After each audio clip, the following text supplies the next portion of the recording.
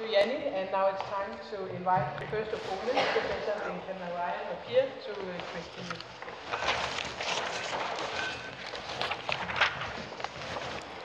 Thank you, Jannie, and thank you, ladies and gentlemen. It's a pleasure for me to be here. When I was first invited to be an opponent at a debate, it was something that I could not understand. You know, for me, the word opponent, I'd always associated with the British debating kind of teams, where the role of an opponent was to be quite nasty.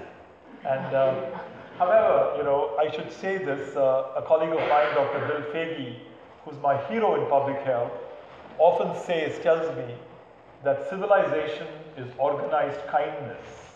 And what I have seen in my 2 days in Denmark is that your culture specializes in organized kindness. So I say this sincerely.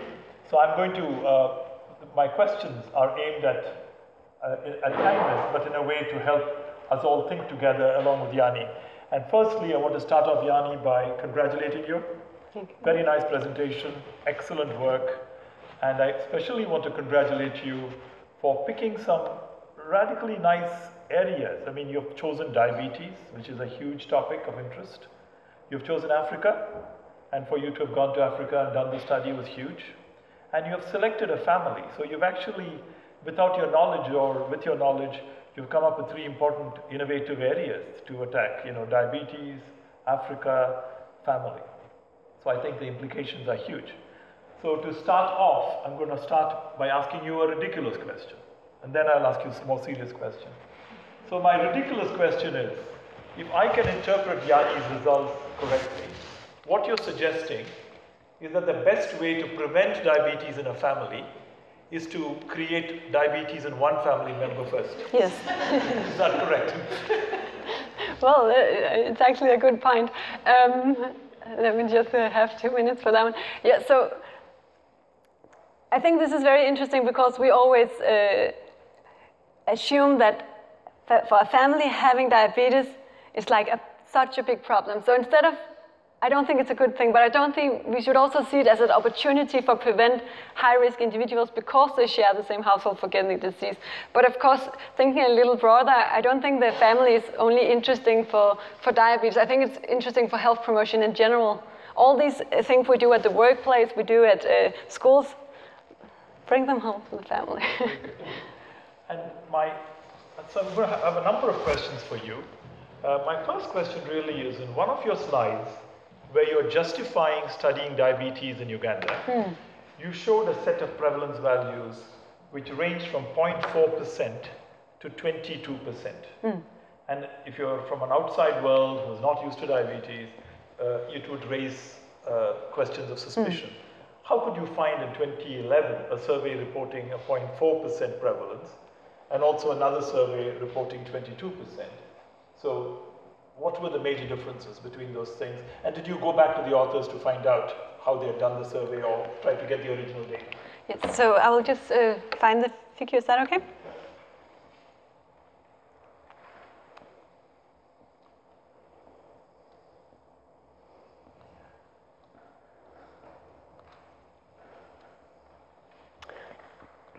So, it's there.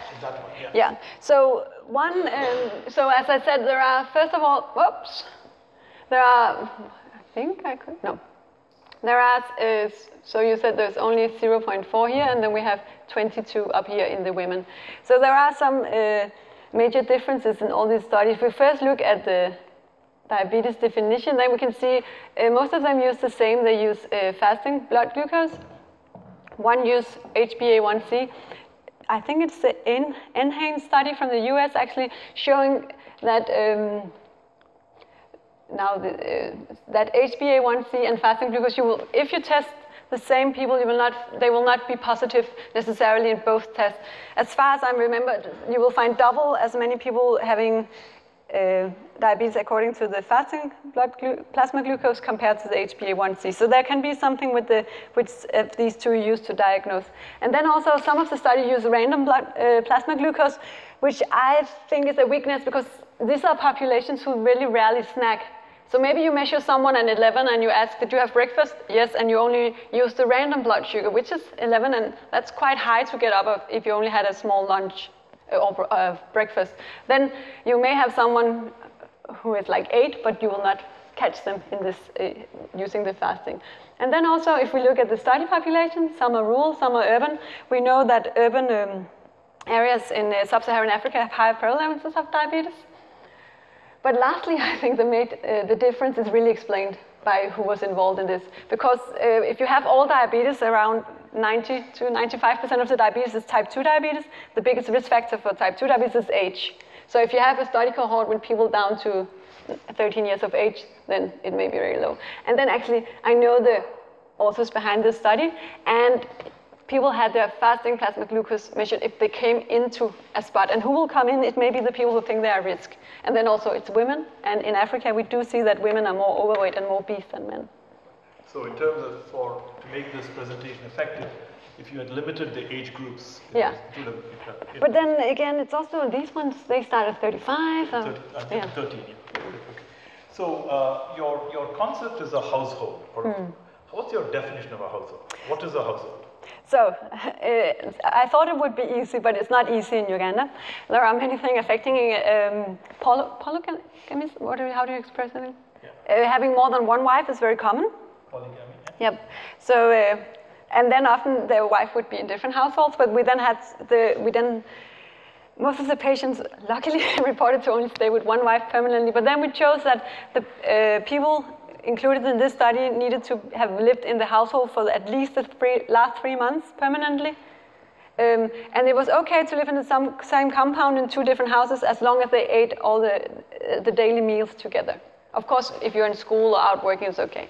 So we used people staying in the same compound, eating out of the same pot for at least the last 3 months. So conceptually, when you're sociologically, when you're thinking about it, were you conceptualizing a household as sharing of some genes and common behaviors, or because also there is consanguinity in Africa, right? So they marry cousins, right? Yeah. So was it a sharing of gene environment? Was it a sharing of social environment? Was it a sharing of material environment? What did you have in mind, or was it all of those? Yeah, so some of the people in the household may be genetically related. But there may also be people that are very far out in your family, but you take out because it's an orphan or something else. The family is not very homogeneous in this area of Uganda. But also studies show that in a household, risk factors like obesity, physical inactivity, and a diet, they cluster. So I thought it could be both things. So you have 2 sets of risk factors. You have the genetics, but you also have the so-called lifestyle-related risk factors. So suppose you had the opportunity to go back and improve your design. Yeah. Okay? Which always we all like to do in retrospect. In addition to the household, if you had an opportunity to bring in one more group, what would that be? Well, actually, we do have data on family members not living in the household. Okay.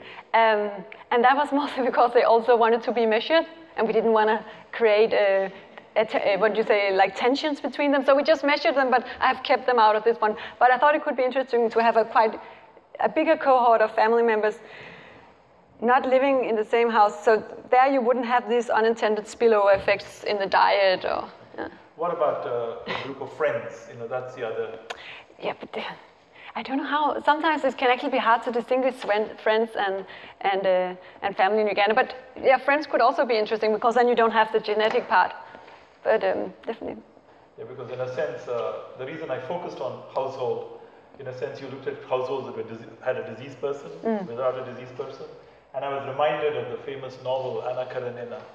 I don't know whether you all from Tolstoy. Yeah. The opening line was, happy households are all similar in all respects, but unhappy households are all different for their own reason. Yeah. So in a sense, when you're looking at a diseased household, you may have different dynamics to look at. So, yeah. Okay. So then coming to the important question, you correctly made an argument that there's a lot of undiagnosed diabetes in Africa. Okay, so 2 questions about it. My first question about it is really how that may have impacted your study design. Yeah. because your control group was a family without diabetes. Diagnosed, yeah. So could it have been that there were people with undiagnosed diabetes in those families? We did find that, and I have thought about it, what to do about it. So we found that people with undiagnosed diabetes in both types of household, the number of people didn't differ statistically, but I was just, should I leave them out of the analysis? But then suddenly I would also get a very healthy control group if undiagnosed just diabetes in total was not allowed in that group. But of course it could be interesting also to do the analysis in that way. And then I wasn't so much interested in the genetics part. I was more interested in the social clustering of social risk factors, and then also of the knowledge, how that spread to the others. Like if we look at these very nice trials from Finland and from the US and from China and from India, they have an average, I think, 12 or 14 consultations per individual. If we could only educate one, and they could then educate the family. Very good. And okay, coming back to the question on undiagnosed diabetes, based on what you've studied in Uganda, would you recommend screening for diabetes as a policy to the country? No. But it's mostly because of the financial situation. I would more, if it was screening, then it should not, it should be with, you could like start with the household who have it. You could look at other risk factors than blood clues itself. But it's certainly needed, and the problem for the patient is that they're diagnosed so late. So instead of screening, I think equipment to diagnose at lower levels of health centers would be a better idea, because the people go there and they're not diagnosed. I've got two more questions before I go on to the specific studies. You clearly made a point that mortality, 6-year mortality among people with diabetes was from 18 to 40%. Yeah. Sounds big, but can you give me some comparisons? What would be the 6-year mortality of, say, Danish people with diabetes, or what would be the 6-year mortality of Ugandan people with HIV? I actually don't know. And I think this is important to have in mind, okay? Because I think it helps you to make your case, okay? Then, what you found in Ugandans in Uganda about this, do you think you will find, suppose you did the same study in, say, Ugandans living in another country? Say you went to, Leicester in Britain, and the Ugandan immigrants or whatever, would you find the same finding? Well, I've actually been thinking a lot about it, because many people say, what does this situation look like in Denmark? And I think one thing that may change is how the family is the central unit in life, which in Uganda, the family is, at least in the rural area, very important, where I think many people, when they migrate, they may change to a more European style, where family may not be as important as it is. And then also, these families ate the majority of all meals together, which is not the case in Denmark, or I think about people living in bigger cities. Good. And coming to your, you showed some nice data on prevention. And I just want, this is an aside interest. Do you know where the first diabetes prevention study was done? No. It's actually in your neighborhood, in Malmö, Sweden. Oh, it is? It was a non-randomized. Oh, is that the one with Ericsson? Yeah, Ericsson, yeah. I didn't know it was the first, I just knew it was not right. Okay. Now, I think I want to focus a little more. Can you explain to all of us again how you defined your case and how you defined your control? Households, yes. So I defined the case households at a household where there was one member who had been diagnosed with type 2 diabetes for at least 2 years and who had got the diagnosis after 40 years of age. There should be at least 2 generations in the household and at least 3 members. Okay, so couple of questions about your case definition. First, what is the life expectancy in Uganda? Well, it's actually gone up a lot lately, but I think it's still only around 56 or 57 years. So by going to age 40, have you selected out the people that may have developed diabetes early and died because of it, or for other reasons? Yeah, you could argue that, but so I tried. So we know that there are other subtypes of diabetes than type 2, and I wanted to, because type 2, if it's type 2, and you can of course discuss if type 2 in Uganda is the same as what we call type 2 in Europe, but I wanted to increase the likelihood that it was type 2 diabetes, and I chose 40 years because seems like in Uganda that there are a group of people getting diabetes in their 30s where they require immediately insulin, and then it's a, yeah, so that was why we chose for you. That's one little thing for you to think about. The other thing for you to think about is even in your index family or the case family, there would have been people there may be other members who were undiagnosed with diabetes. Yeah, there was. And then in your control group, there would have been people with undiagnosed diabetes. And you said you compared the two groups. Yeah. What was the proportion of undiagnosed in each group? With HbA1c, there was very few, 4 and 2 or 3. And then with using the fasting plasma glucose was higher.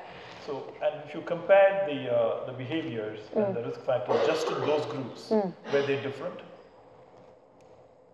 Yeah, so some of them were more, had higher BMI. If I looked into the risk factors for, I did an analysis where I looked at the risk factors for a high HbA1c or high fasting plasma glucose, and BMI was associated, physical inactivity. So I know that there are other factors contributing to diabetes in Uganda, but we also saw the more like traditional risk factors that we would see in Denmark. Yeah, I think so. So one, I mean, one of the biggest problems in a case control study is bias. Yeah. And the bias is the selection of cases, the selection of controls, and your measurements. Yeah. So here, you want to think a little more in terms of the definition of cases and controls because of this undiagnosed situation. What bias may have crept in? Yep. So the bias is, of course, that if you already live, or I think you probably think of more than one, but one could be that if you're in a household where there's always already someone with the disease, then if you get the symptoms, you are probably more likely to get diagnosed. Yes. Okay. But we actually also found people we didn't have household where there were 2 diagnosed, but we found household where the head of the household was a woman, she had, and her sister who lived with her also had it. So even though she lived with one, and when you ask them, they would say, oh, but I'm also urinating a lot. They didn't really put it together. So how confident about your finding that cardiometabolic risk factors are higher in families with a diabetic person? Are you able to say that with confidence now? Lower, right? Yeah. Lower, yeah. Well, again, so there is this little tricky thing that the non-diabetic household were not totally without diabetes, they just didn't have it diagnosed. Right. So I think if you look at, we do still have 45 households where we are sure we have it. So actually before I started, I would have expected to be higher in those households. So even if it was just normal, it would be surprising. So I think it has an effect. Okay. But I cannot say that it's only because of the diabetes, but at least it's not higher or the same, it's actually lower. Suppose you had 5 more years of time and NNF was willing to fund you a study, what would be the study design for you to prove your point or disprove your point? Yeah, the interesting study would be to have a trial where you, as soon as someone from a household is diagnosed with diabetes, you randomize them to either an intervention arm or control arm, and then at baseline you do the measures and then you do them after to see how it changes over time. Very good. Okay, and you selected people only who had attended clinics twice. Was there a reason why you did that? Not only twice, but at least twice. And that was because we wanted to make sure that they had been exposed to diabetes education. And actually, in the beginning, I was like, should we put it much higher? But then we wouldn't have enough participants. Okay.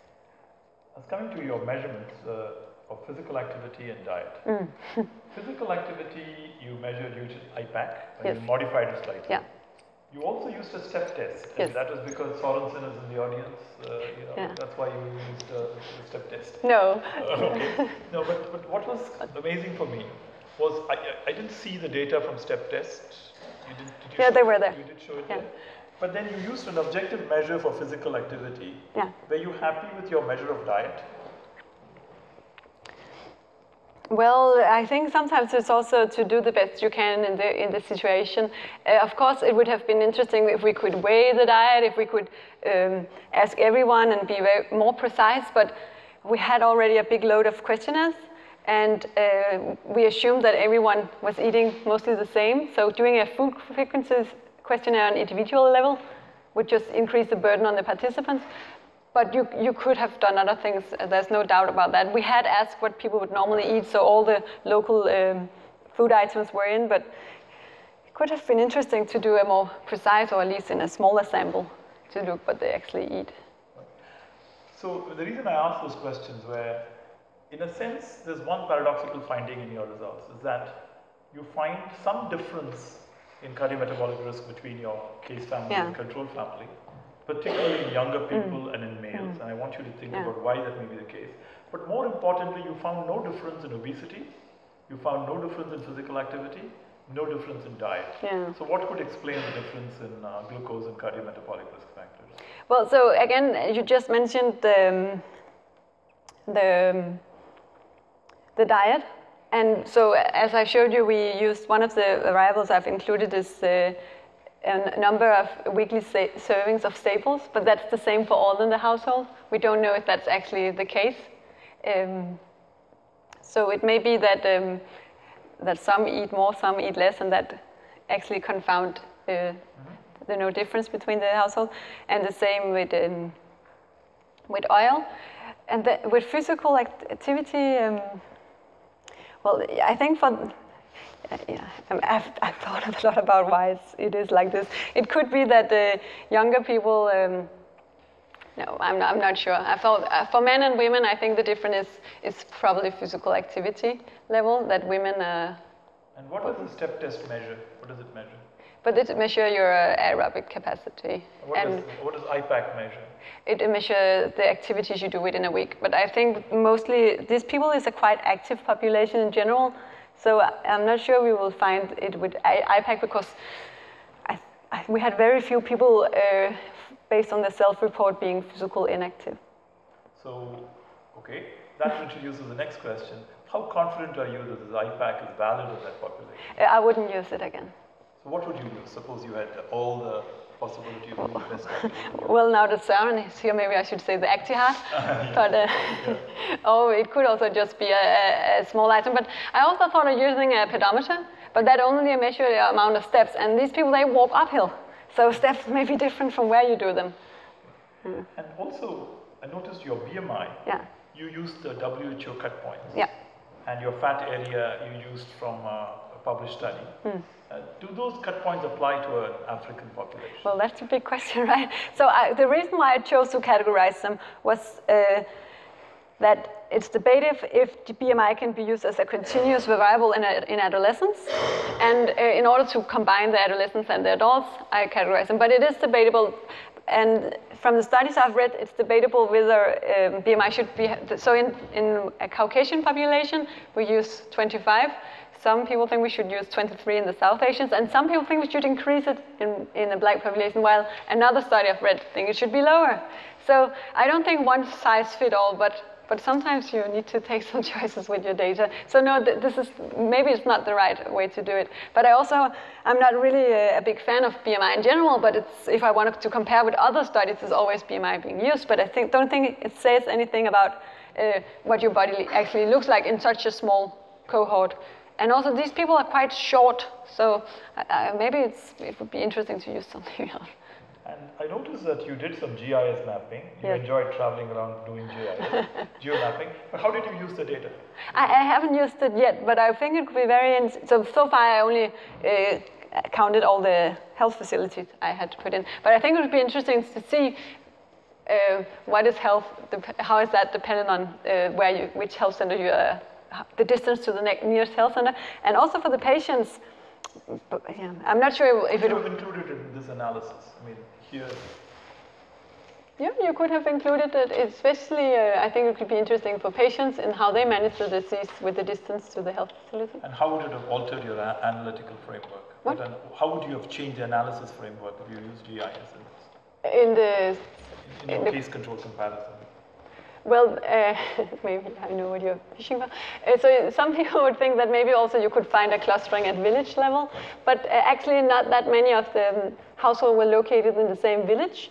So I thought about maybe, so of course the case and the control were in the same village, but then the others would be in other places. So, but you could of course on a map see if they iron areas and then use them like such clusters. So do you think your analysis sufficiently addressed clustering?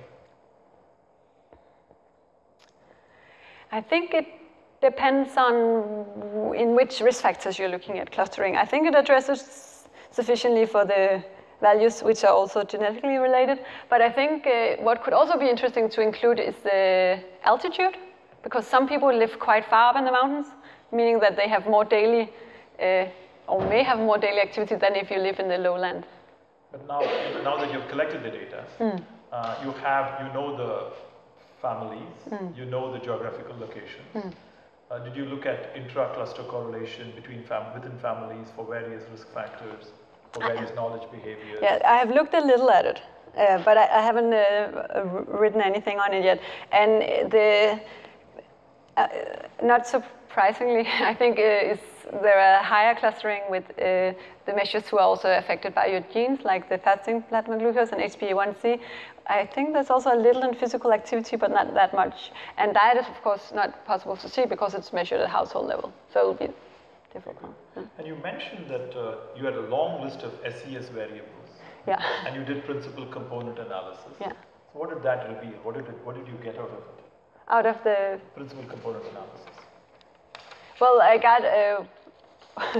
So I'm not sure what. I mean, like when you did the principal component, were you able to reduce the number of socioeconomic variables to groups? Yes. So what happens when you do the, as far as I remember, the principal component analysis is that you do you put in a certain amount of variables, and then it gives you actually the same variables back. And the first one will show is the best measure of how the correlations between the different variables, and then the next one will take into consideration what the first one didn't take, but I only used the first one coming out of the principal component analysis, and then I grouped it into 3 categories.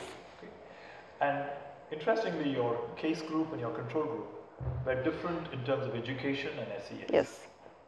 Did you account for that in the further analysis? Yes, I adjusted for in all the statistical analysis. I did the crude measures, I did age and sex, and then in the last one I also included socioeconomic status and education. But for a long time I was actually a little reluctant doing it because, and this is something I've discussed a lot with Dan. So socioeconomic status is actually also so you come from a family who has diabetes and you have a higher socioeconomic status. So if you then adjust for it, do you then also adjust for what in the first place made the household diabetic? Do you see if you like? Yeah. So that was why I did all the 3 different ones. And did it matter whether it was the mother that had diabetes or the father that had diabetes? I haven't looked at that, but it's an interesting point. So with the qualitative interviews, which were only 10 patients, where 4 of them were women, we didn't see that that the family would behave differently. But you could, of course, speculate that if it's a man and he has more like he's the main income in the family, would have an effect, but no, I didn't. Okay, and then you did show, very interestingly in 2 graphs, an age effect and a gender effect. Yeah. How do you explain it? You asked already, and I'm not sure how to explain, so I've looked a lot into it. And I'm not sure. So the gender effect could be that... by the way, why did you look for those interactions in the first place? Because I saw an interaction when I looked if there was an interaction between household and sex and household and age, if I tested for that. Did you have a prior reason for looking into it? So we know that type 2 diabetes, which is constitutes the major part of diabetes, is related to age. So I thought it would be interesting to see if age had an effect together with the household status. And then also gender, we know from studies that women are more prone to overweight and diabetes in sub-Saharan Africa, so maybe there was also a difference between males and females. And we did actually also, I haven't shown that here, but if we compare the males and the females, we saw that females were more overweight than males, and they also had higher blood glucose values. And in your 2 groups, I mean, like in each of your groups, there would be more than 1 family member, right? In each of what groups? You would have more than 1 family member. You would have a diabetic family member, and you will have several non-diabetic family members. But the diabetic family member was excluded. Okay, but among how many non-diabetic family members did you have, and what was the range? 2 to 10. So did you plot the distribution of risk factors across the numbers? There might be some who are very good, some who are not. So is it an individual effect or a family effect that is that you're seeing? I haven't looked into that, but it's interesting. So what you're asking is if... In other words, I'm asking you, did you take the number of people in the family as a covariate? No. And as an interact, that might be what's going. And a couple of other questions about your first study, and then I'll go on to a little bit about your second study. You've used odds ratios a lot. That's towards the end, right? Yeah, in okay. What are the three assumptions behind an odds ratio, being close to a relative risk? I'm not sure what the odds ratio is a measure of association. Yes. It approximates a relative risk when there are three assumptions satisfied. Do you remember what those three are? No. The first, your cases have to be a random sample of cases in the population. Yeah. In other words, your case families should be a random sample of case families in the population. Your controls should be a random sample of the control families in the population. And the third, your outcome should be a rare event. Okay? So in your case, did you try to look from using the demographic information in Uganda, whether your case families and your control families were close to random samples? So I think the control families could constitute a random sample, but I don't think the cases could. Okay. So they, of course, don't then fulfill that criteria because they were selected very specifically on some. Okay. And also because of this private, not-for-profit hospital, it may not be random patients with diabetes. But the other question is, suppose most of your outcomes were not rare. I mean, they were quite common, right? Yeah. So what happens when the outcome is not rare? What happens to the odds ratio? What does it do? You really get me out of the ice on the ice here. It grossly overestimates the relative risk. Okay. So the reason I'm pushing you on this is in a situation like this, you may want to think of better statistical methods. Yeah. Like, for example, predictive marginal probabilities. Yeah. And then, readjusting the relative, odds ratio to a relative risk, and things like that. You want to think of, again, in a case control design, all of these are traps. Yes. Okay, and then, what about duration of diabetes? Was there a huge difference between the two groups? The range was from 2 years to 31 years, and you can, of course, speculate that that the longer you had the disease for, then the more you know about diabetes, or at least the more the family have. And I did, after looking at the comments, try to take it in as a covariate in the analysis, and it didn't change. What about as an interaction? With families with long durations of diabetes, did they have bigger effect? I didn't test that. But what I think is also interesting is that I tried to do an analysis where I saw if there was a correlation between knowledge level and time with diabetes. Okay. And there wasn't. No, I did see that there was an association between a number of consultations and what you knew about your disease at a patient level. But I also tried to see if knowledge was then related to how you manage the disease, but it's actually almost the other way around, because I think the poorer you manage your disease, the more you go through the health system and the more education you get. So it's actually interesting, yeah. Now coming to your second study. Yeah. Okay, your first study, you tried to show the difference between a family with a diabetic member and a family without a diabetes member, and you had some findings where a family with a diabetes member seem to have better risk factors. Okay, so one of your ideas is that there's a diffusion that's going on. So, but your second qualitative study, if you had designed your second qualitative study knowing the results of the first study, I did that. How would you? Okay, then could you have designed it more informatively to inform the finding better? Yes. Because you just took 10 people. But could those, in your qualitative, could you have selected those more purposefully? Okay, so I didn't choose the participants before. I chose them before I knew the results of study 1, but I did the write-up when I knew the results of study 1. But so as I described, we chose them based on gender and the control of their diabetes. But I think it could have been interesting then to look see within the diabetic families how these risk factors variated, and then take some family who had a high risk factor profile or less favorable risk factor profile, and then the families who had a really nice one, and see what is the difference in these households. But we collected all the data at the same time. So. And also you could have done deeper exploration about what processes may have caused the changes in risk factors, or not, you know. That's true. And then, then I mean, again, I'm not a qualitative researcher, but I talk to some people. I tell qualitative researchers, I'm a quality researcher, not a qualitative researcher. I shouldn't say that. No, but anyway, be careful. I shouldn't say that. But my question is this: how did you transcribe your data, and what softwares did you use to analyze your data? Yeah. So I've been in a very lucky position that I have a very experienced supervisor, and who has taught me how to analyze the data. And this software thing is actually the one, as far as I'm aware, there is, for example, one called In Vivo, and I didn't use it. I chose to read through my interviews, and then I chose the codes myself, but you have to do the same in Vivo. You also define your own codes in there, but then you can just more automatically assign the codes, where I did it manually.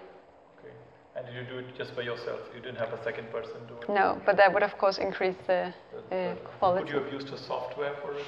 Do you know any of the good software? Yeah, but then there is In Vivo. I think many people use it. But even if you use the software, you also need to be two people to do it. Yeah. And it was mainly, who did the interviews? So I had two assistants who did all the interviews, and we tried with one to record it, but it was very time consuming to have it translated. Besides, I was always there with the interview, so I would ask the questions, they would then be translated, answered, translated back, so you could take notes while they were translating. But of course, it's not back translated.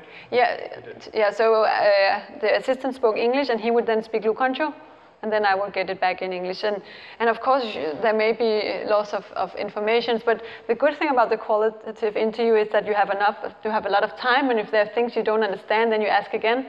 And sometimes you also, especially in the beginning, had this situation of you ask something and they talk blah blah, and they no, and then of course you learn to, but you must have talked about something. Okay.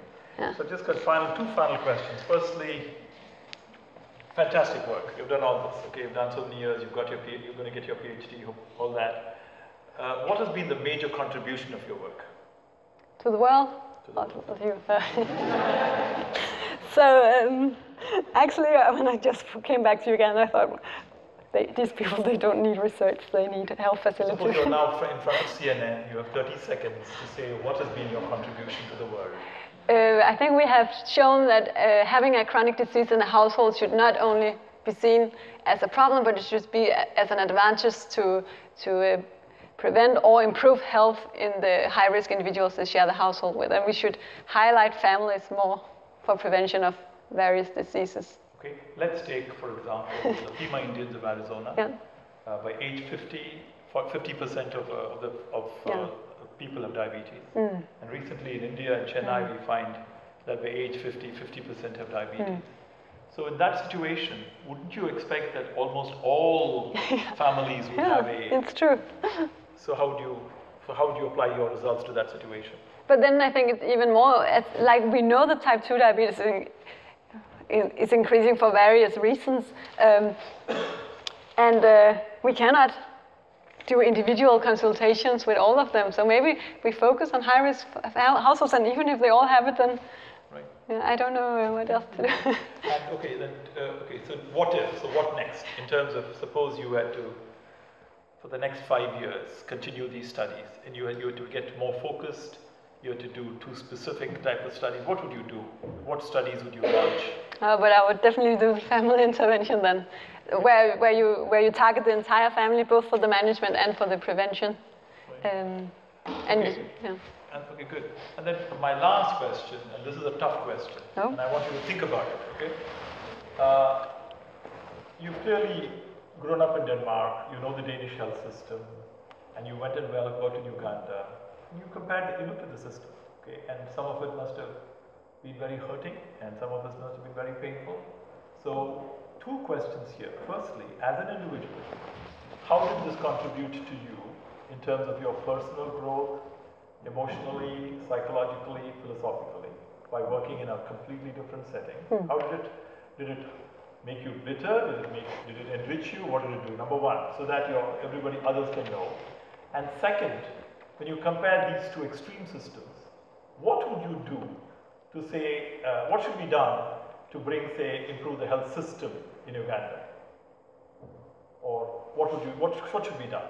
Because you're going to be in the field for a long time, how would you go about changing things? So first at a personal level, what does this mean to you personally? Because a PhD is more than just a thesis, it's also about self-development. Yeah. Well, I can't say it has been easy. That's on an individual level. It makes me appreciate the Danish system a lot. It makes me appreciate that I know that all people have, and now we talk access, and I think some of the same things that I found in Uganda is also applicable in Denmark, that socioeconomic status also matter in your interaction with the health system, but the health system is there, and if you know how to get into it, you can also get treatment, and so and there is always someone who picks you up in Denmark. So I think we are very lucky, and I think people should appreciate that a little more. But I also think that we can learn also from Uganda the way they take care of their family members, where actually the study with the homework also had a Danish component and a Ugandan component, and the Danish component, she was very lonely. You can be lonely in Denmark, though you have the system. So maybe the system takes too much over. Yeah, so it has been, now that my partner is here, I'm not sure if I should say I would do it again, because he also had to do a lot of work with it. But if we then change to what to do with the Ugandan health system, I think there are many things that could be done on a small scale, but I think after being there for a year, it's structural. It should happen much higher up. Something we can educate the staff, and in the hospital you will find very nice, dedicated nurses, but you will also find people who are not really dedicated. Even if people are dying, they are not busy. So you can educate people as much as you like, but if people don't use it for anything, then there's no need of it. And I don't know where to start with Uganda. You don't want to get me started. There's the salary issue, there's the bribing issue, there's so many issues. But you could definitely improve the health system.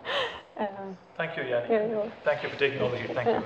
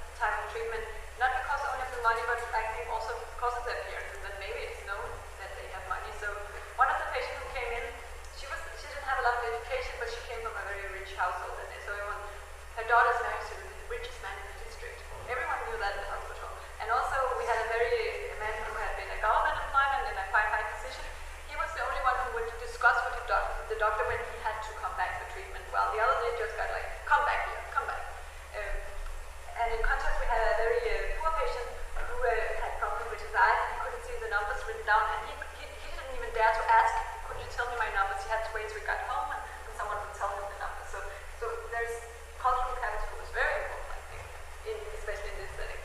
You call it cultural capital, I call it literacy. Yeah, I could also call it. Yeah. Kind of broad communication. Yeah, but I also think, as you say, if the doctor can associate with whom you are, you get a lot more. I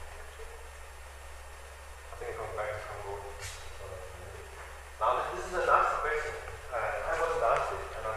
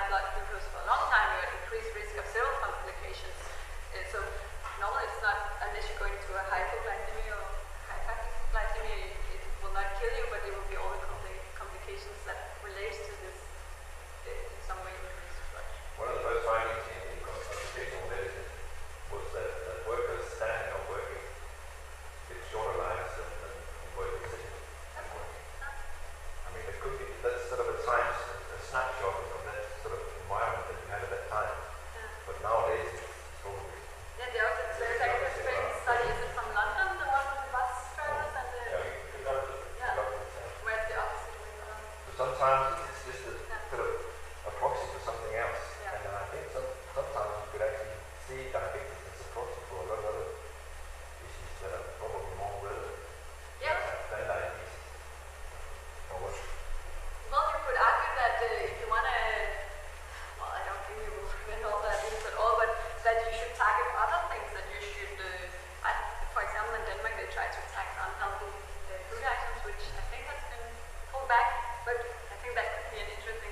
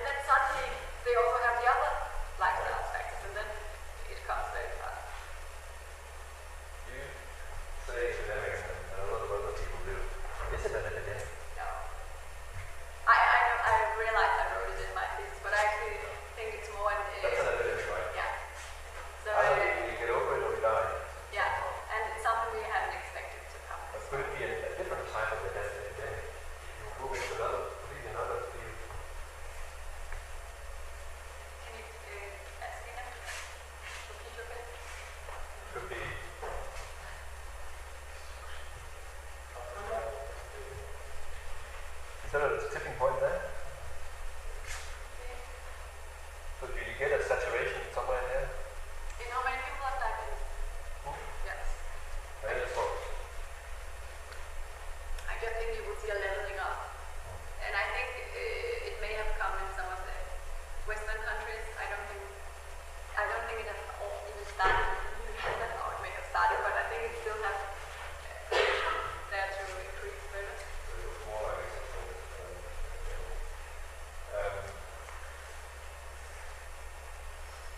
this is of course one of the problems with screening and sort of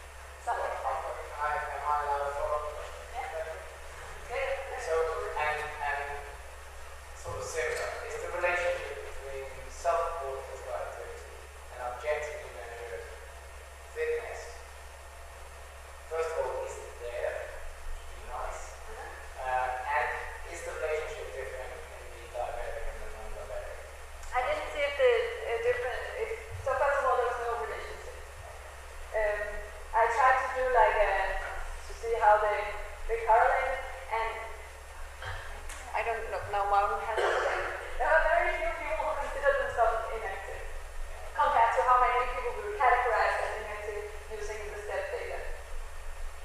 But I did see people answer differently between the two households, but it could be interesting to see how they perceive exercise when they have someone in the family who has to do it. But what was actually interesting was a quote from a woman saying she had parents with diabetes, she was very afraid of getting diabetes, her parents had to do exercise, and when I asked her, so do you join them for the exercise? And she's like, no, why should I? It's not my problem. So I'm not sure it will be so much different between the two types.